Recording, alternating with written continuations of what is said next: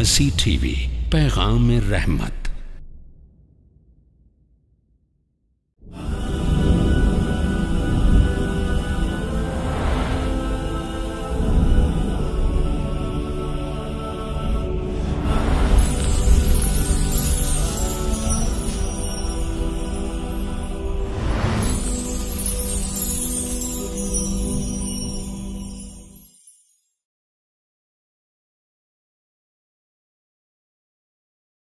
बिस्मिल्लाहिर्रहमानिर्रहीम। अल्हम्दुलिल्लाहि रब्बिल आलमीन वल्आक़िबतु लिल्मुत्तक़ीन वसल्लल्लाहु वसल्लम अला नबीना मुहम्मद व आलिहि व सहबिहि अजमाइन। मुहतरम नाज़रीन, अस्सलामु अलैकुम व रहमतुल्लाहि व बरकातुहू। पिछली मजलिस में हमने कुफ़ार के मुताल्लिक़ गुफ्तगू की थी। सूरतुल बक़रा के शुरू में मुमिनों की जमात के ताल्लुक़ से अल्लाह ताला ने ज़िक्र फरमाया, और उसके बाद हिदायत और ज़लालत के हिसाब से जो दूसरी जमात है कुफ़ार की जमात, उसके ताल्लुक़ से भी अल्लाह ताला ने मुख्तसर तौर पर सिर्फ़ 2 आयतों में ज़िक्र फरमाया।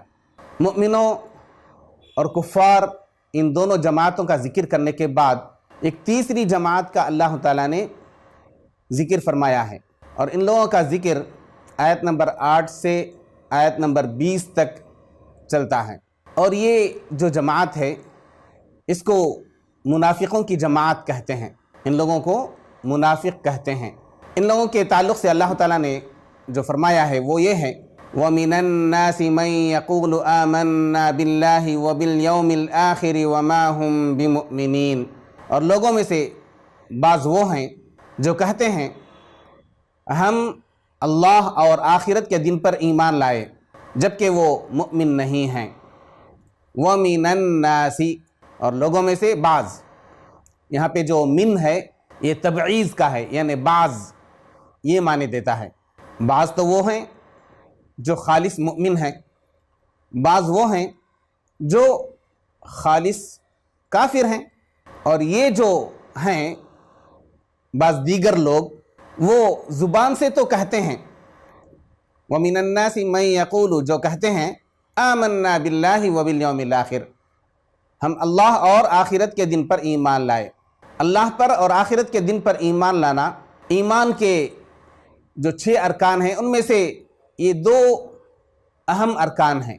अगर कोई शख्स अल्लाह पर ईमान लाता है और आखिरत के दिन पर ईमान लाता है तो फिर उसका ये तकाज़ा होता है कि वो बाकी जो अरकान हैं उन पर भी ईमान लाए, क्योंकि अल्लाह ताला पर ईमान लाया जैसे कि ईमान लाना चाहिए।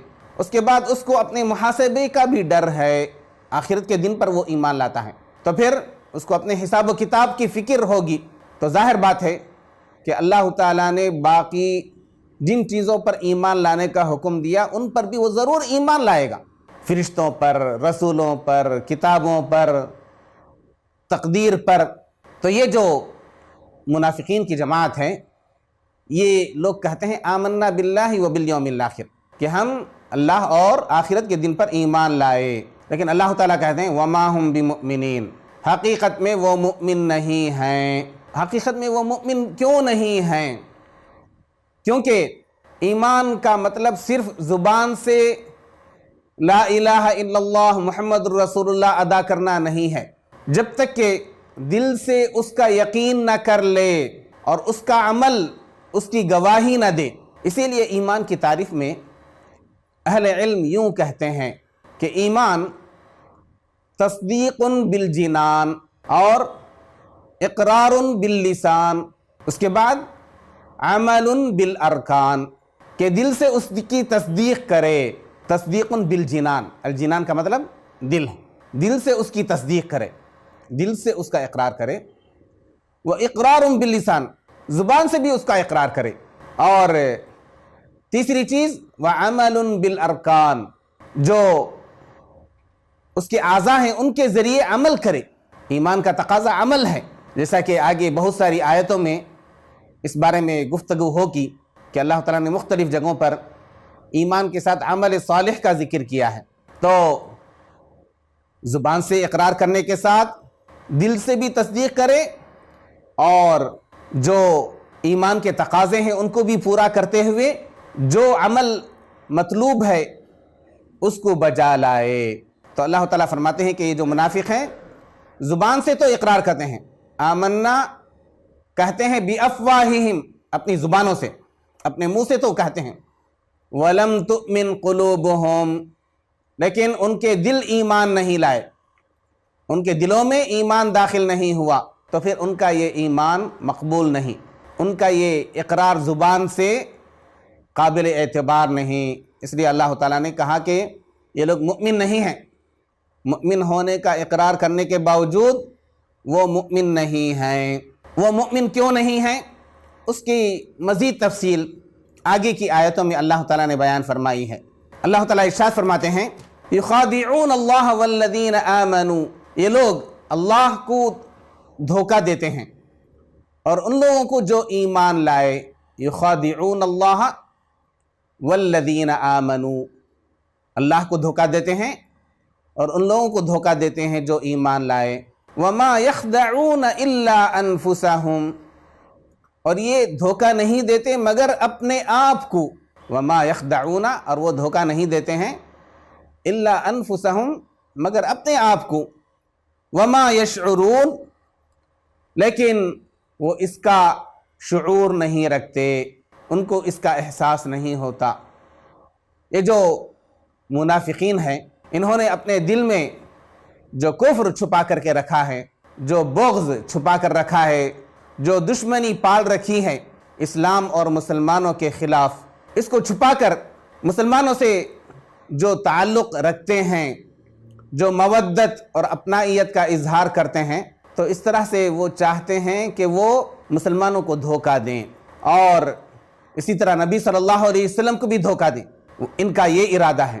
اور اسی طرح وہ یہ سمجھتے ہیں کہ اللہ تعالیٰ کو بھی وہ دھوکہ دے رہے ہیں، جبکہ اللہ تعالیٰ پر ان کا دھوکہ نہیں چل سکتا، کیونکہ اللہ تعالیٰ ان کے دلوں کے راز کو جانتا ہے۔ واللہ علیم بذات الصدور، سینوں کے رازوں کو بھی اللہ تعالیٰ اچھی طرح سے جانتا ہے، اچھی طرح سے واقف ہے۔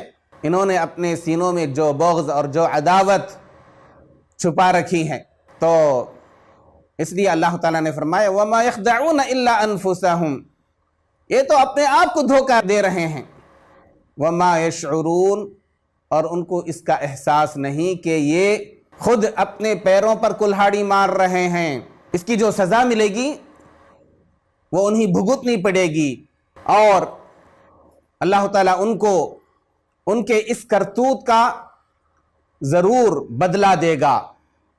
وہ ایسے ہی چھوٹ نہیں پائیں گے، کیونکہ اللہ تعالیٰ کو ان کے ارادوں کی اچھی طرح سے خبر ہے۔ اور اگر یہ سمجھتے ہیں کہ مسلمانوں کو دھوکہ دے رہے ہیں، تو پھر مسلمان بھی ہمیشہ کے لیے اس فریب میں پڑے نہیں رہیں گے۔ اللہ تعالیٰ انہیں خبر دے گا، مسلمانوں کو بھی بتا دے گا، جیسا کہ اللہ تعالیٰ نے وعدہ کیا سورہ محمد میں کہ ان لوگوں کے جو چال ڈھال ہیں، ان لوگوں کی جو حرکتیں ہیں، ان کے ذریعے آپ بھی پہچان جائیں گے کون کون منافق ہیں۔ اور اس کے بعد اللہ تعالیٰ فرماتے ہیں فی قلوبہم مرض فزادہم اللہ مرضا وَلَهُمْ عَذَابٌ أَلِيمٌ بِمَا كَانُوا يَكْذِبُونَ، ان کے دلوں میں مرض ہے، فی قلوبہم مرض، مرض کے معنی بیماری، فی قلوبہم مرض، ان کے دلوں میں بیماری ہے، فَزَادَهُمُ اللَّهُ مَرَضًا، تو اللہ تعالیٰ نے ان کے مرض میں اضافہ کیا۔ اللہ تعالیٰ اگر کوئی شخص ہدایت چاہتا ہے تو اس کو ہدایت دیتے ہیں اور مزید ہدایت دیتے ہیں۔ وَالَّذِينَ اهْتَدَوْا زَادَهُمْ هُدًى، جو لوگ ہدایت قبول کرنا چاہتے ہیں، ہدایت کے راستے کو اپنانا چاہتے ہیں، تو اللہ تعالیٰ ہدایت کے راستے پر چلنے میں ان کی مدد فرماتا ہے۔ اس کے برعکس اگر کوئی کفر اختیار کرے یا نفاق کے راستے کو اپنائے، تو پھر اللہ تعالیٰ اس کے اس مرض کو اور بھی زیادہ کرتے ہیں، اس کے نفاق کے مرض کو اور بھی زیادہ کرتے ہیں۔ فی قلوبہم مرض، مرض سے مراد نفاق ہے جو انہوں نے اپنے دلوں میں چھپا کر رکھا ہے، یا کفر ہی ہے، نفاق خود کفر ہی ہے، چھپا ہوا کفر، جو چھپا ہوا کفر ہوتا ہے اس کو نفاق کہتے ہیں۔ تو فزادہم اللہ مرضا، تو انہوں نے اپنے دلوں میں جو نفاق کے مرض کو چھپا رکھا ہے، اللہ تعالیٰ اس میں اور بھی زیادتی کرتا ہے، ان کے لیے یہی نفاق کے راستے کو آسان کر دیتا ہے۔ جیسا کہ سورہ لیل میں اللہ تعالیٰ نے فرمایا وَأَمَّا مَنْ بَخِلَ وَاسْتَغْنَى وَكَذَّبَ بِالْحُسْنَى فَسَنُيَسِّرُهُ لِلْعُسْرَى، کہ جو کفر کرتا ہے، بخیلی اختیار کرتا ہے اور جھٹلاتا ہے، تو اللہ تعالیٰ ایسا ہی راستہ اس کے لیے آسان کر دیتے ہیں، لیکن وہ آخرت میں اللہ تعالیٰ کے عذاب سے بچ نہیں سکتا۔ تو اللہ تعالیٰ فرماتے ہیں وَلَهُمْ عَذَابٌ عَلِيمٌ، اور ان کے لیے دردناک عذاب ہے، بِمَا كَانُوا يَكْذِبُونَ، اس سبب سے کہ وہ جھوٹ بولتے تھے۔ یہ جو کہتے تھے کہ ہم ایمان لائے، حقیقت میں وہ مؤمن نہیں تھے۔ ایمان سے، اسلام سے، نبی صلی اللہ علیہ وسلم سے، قرآن مجید سے ان کو چڑ تھی، یہ تو جھوٹ بولتے تھے کہ ہم ایمان لائے، حقیقت میں وہ مؤمن نہیں تھے۔ تو ان کے اس جھوٹ بولنے کے سبب اللہ تعالیٰ انہیں دردناک عذاب دے گا، اور چونکہ یہ جو منافق ہیں ان کا کفر اور ان کی عداوت اور ان کا بغض مؤمنوں کے سلسلے میں کفار کے مقابلے میں زیادہ سخت ہوتا ہے، زیادہ شدید ہوتا ہے، اس لیے اللہ تعالیٰ نے یہ بتایا کہ انہیں جہنم کے بالکل نچلے طبقے میں داخل کرے گا، جیسا کہ سورہ نساء میں اللہ تعالیٰ نے فرمایا ان المنافقین فی الدرک الاسفل من النار ولن تجد لهم نصیرا، منافقوں کا جو کردار، منافقوں کا جو عمل اور منافقوں کا جو رویہ اسلام کے تعلق سے، مسلمانوں کے تعلق سے اور نبی صلی اللہ علیہ وسلم کے تعلق سے تھا، اس کا ذکر چل رہا تھا۔ اس بارے میں اللہ تعالیٰ نے فرمایا کہ ان کے دلوں میں جو نفاق کا مرض ہے، اللہ تعالیٰ اس مرض میں اور بھی زیادہ کرے گا، اس طرح سے وہ گمراہی کے راستے پر چلتے رہیں گے یہاں تک کہ وہ اپنے انجام کو پہنچ جائیں گے اور دردناک عذاب میں وہ مبتلا ہوں گے۔ اور یہ جو دردناک عذاب ان کو ملے گا، اس کا ایک سبب ان کا جھوٹ بولنے کی عادت، بِمَا كَانُوا يَكْذِبُونَ، ان کے جھوٹ بولنے کے سبب انہیں دردناک عذاب میں داخل کیا جائے گا۔ یہ منافقوں کی خصلت ہے، جھوٹ بولنا۔ جھوٹ بولنا ایک مومن کا شیوا نہیں۔ منافقوں کی جو 3 خصلتیں رسول اللہ صلی اللہ علیہ وسلم نے بتائی ہیں، ان میں پہلی صفت، پہلی خصلت جھوٹ بولنا ہے۔ رسول اللہ صلی اللہ علیہ وسلم نے فرمایا ثلاث من کن فیہ کان منافقا خالصا ومن كانت فيه خصلة منها كانت فيه خصلة من النفاق، کہ 3 خصلتیں ہیں، جس شخص کے اندر یہ 3 خصلتیں ہوں گی وہ خالص منافق، مکمل طور پر منافق ہو جائے گا، اور جس کے اندر ان 3 خصلتوں میں سے کوئی ایک خصلت ہوگی تو اس کے اندر نفاق کی ایک خصلت موجود ہوگی، یعنی تھوڑا بہت اس کو بھی منافق سمجھا جائے گا، کیونکہ اس کے اندر منافق کی ایک خصلت موجود ہے۔ تو اس سلسلے میں آپ صلی اللہ علیہ وسلم نے پہلی جو خصلت بیان فرمائی کہ اذا حدث کذب، کہ جب وہ بات کرتا ہے تو جھوٹ بولتا ہے، جھوٹ اس کی عادت میں داخل ہو جاتا ہے، جب بھی بولتا ہے اس کی زبان سے جھوٹ ہی ادا ہوتا ہے، جھوٹ اس کی عادت ثانیہ بن جاتی ہے۔ اور دوسری خصلت اذا اؤتمن خان، جب اس کے پاس کوئی امانت رکھی جاتی ہے تو وہ خیانت کرتا ہے۔ اور تیسری خصلت اذا وعد اخلف، کہ جب وہ وعدہ کرتا ہے تو خلاف ورزی کرتا ہے۔ تو یہ 3 خصلتیں جس کے اندر ہوتی ہیں وہ خالص منافق ہو جاتا ہے۔ اذا وعد اخلف، اذا حدث کذب، واذا وعد اخلف، واذا اؤتمن خان۔ اور بعض دوسری روایتوں میں مزید 2 خصلتیں منافقوں کی بیان کی گئی ہیں۔ اذا عاہد غدر، کہ جب وہ معاہدہ کرتا ہے تو پھر وہ اس میں غدر کرتا ہے، معاہدے کی خلاف ورزی کرتا ہے، معاہدے کو توڑ دیتا ہے۔ اذا عاہد غدر، واذا خاصم فجر، جب اس کا کسی سے جھگڑا ہوتا ہے تو پھر وہ گالی پر اتر آتا ہے، مسلسل اس کی زبان سے گالیاں نکلنے لگتی ہیں۔ تو بعض دوسری روایتوں میں مزید یہ 2 خصلتیں بھی ذکر ہوئی ہیں۔ تو ہر ایک کو چاہیے کہ ان مذموم خصلتوں سے اپنے آپ کو بچا کر کے رکھے، خاص طور پر جھوٹ بولنا۔ جھوٹ ایک ایسی خصلت ہے جو مزید برائیوں کی طرف لے جاتی ہے۔ جھوٹ بولنے کے سبب مزید برائیوں کے دروازے کھلتے ہیں۔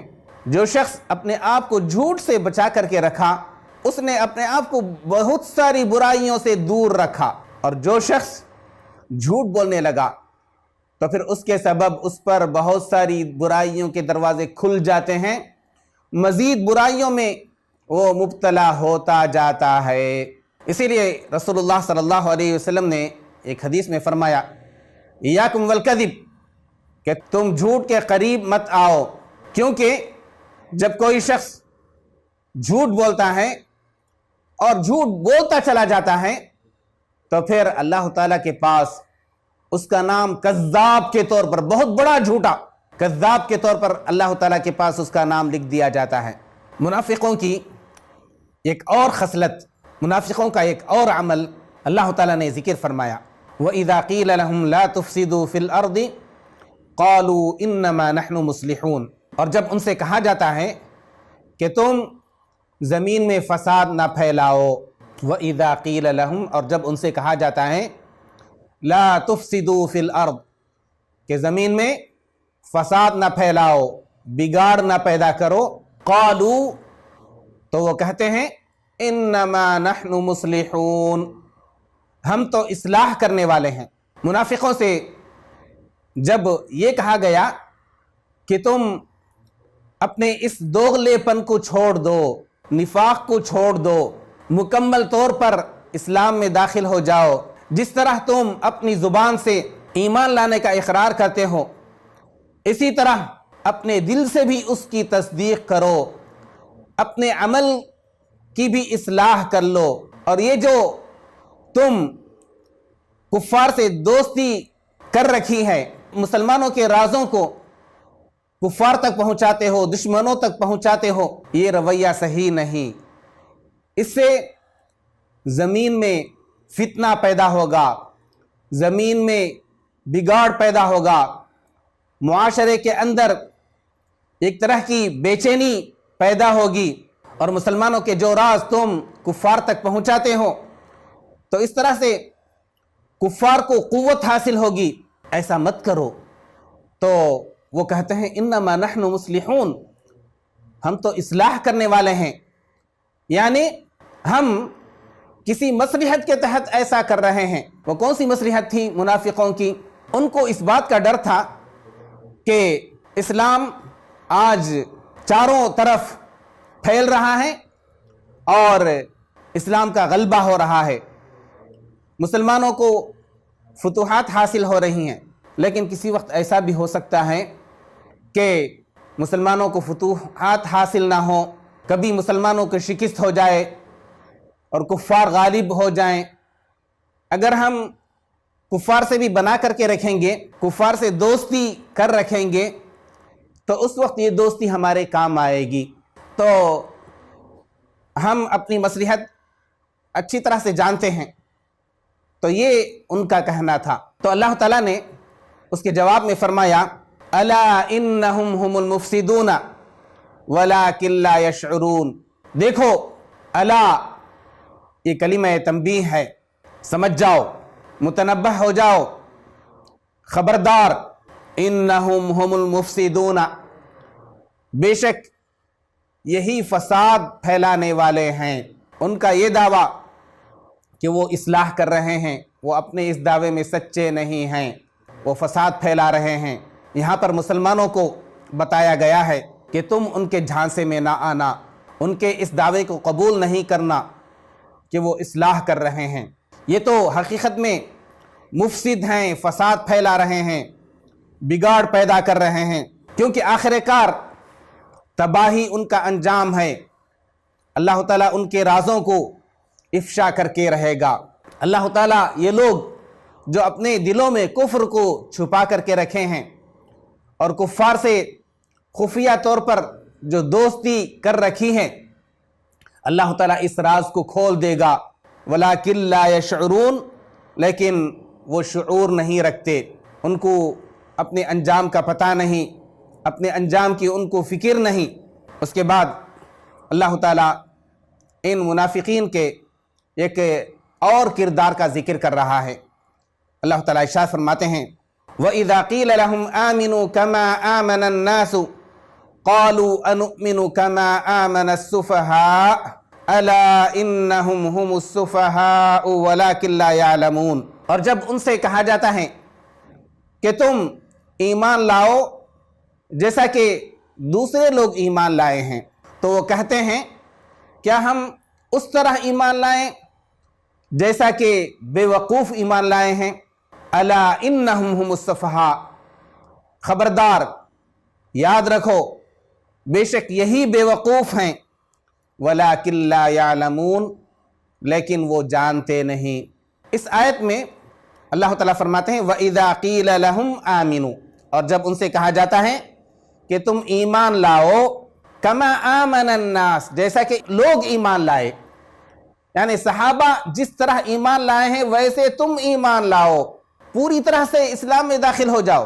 صحابہ کرام صرف اپنی زبان سے اقرار نہیں کرتے تھے بلکہ اپنے دل سے بھی اس کی تصدیق کرتے تھے اور ان کا عمل اس کی گواہی دیتا تھا۔ تو صحابہ جیسے ایمان لائے ہیں ویسے تم ایمان لاؤ۔ تو یہ لوگ کہتے تھے کہ انؤمنو کما آمن السفہاء، جس طرح یہ بے وقوف ایمان لائے ہیں ویسے ہی ہم بھی ایمان لائیں، یعنی ان لوگوں کو اپنے انجام کی کوئی فکر نہیں، ان لوگوں کو اس بات کا پتہ نہیں کہ کسی وقت ہو سکتا ہے کفار کو غلبہ مل جائے، کفار اگر غالب ہو جاتے ہیں تو پھر یہ لوگ کیا کریں گے؟ ان سے اگر دوستی بنا رکھی تو پھر وہ تھوڑی سی رعایت کریں گے، اگر ہم نے ان سے مکمل طور پر دشمنی پال رکھی تو ایسے وقت پر ہمارا انجام برا ہو جائے گا۔ تو انؤمن کما آمن السفہاء، تو اللہ تعالیٰ اس کے جواب میں فرماتے ہیں الا انہم ہم السفہاء، دیکھو یہی لوگ بے وقوف ہیں، ولکن لا یعلمون، لیکن وہ جانتے نہیں۔ اس آیت پر مزید روشنی انشاءاللہ اگلی مجلس میں ڈالیں گے، تب تک کے لیے اجازت دیجیے۔ والسلام علیکم ورحمۃ اللہ وبرکاتہ۔